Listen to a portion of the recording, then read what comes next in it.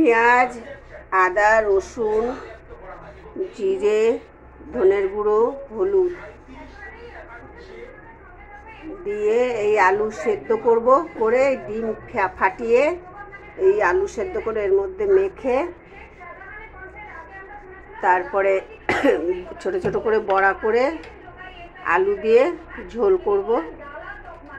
আর এই লঙ্কার গুঁড়ো দেবো, একটু লঙ্কার গুঁড়ো দিয়ে এই যে বড়া করেছি, বড়া করে এই আলু দিয়ে ঝোল,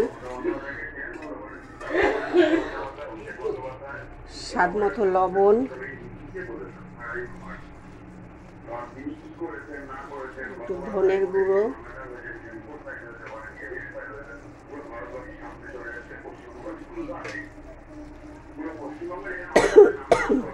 হলুদ,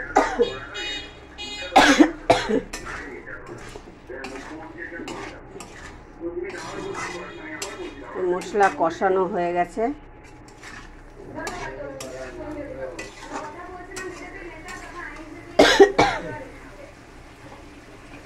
এই পাশে গরম জল বসিয়ে রেখেছিলাম, এই গরম জল দিয়ে দিচ্ছি।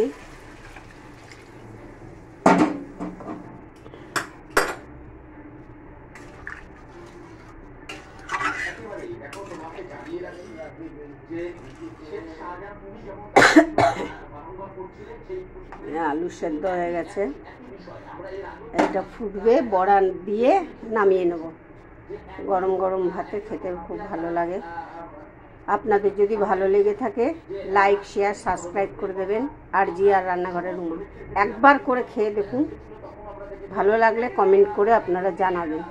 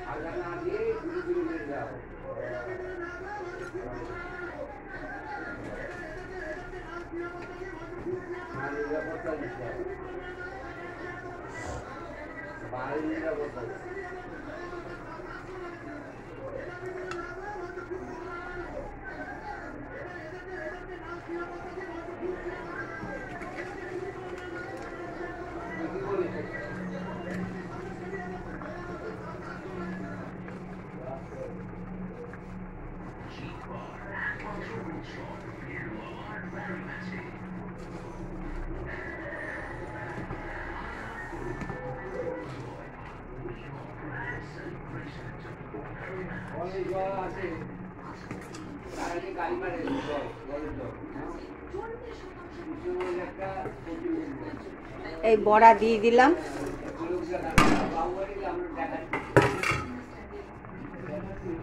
আপনাদের যদি ভালো লাগে লাইক, শেয়ার, সাবস্ক্রাইব করে দেবেন।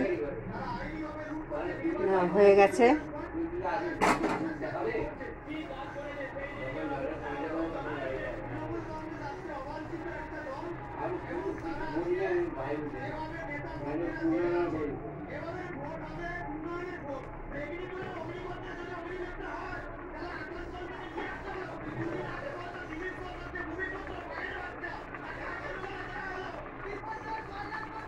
বড়া হয়ে গেছে, এবার নামাবো।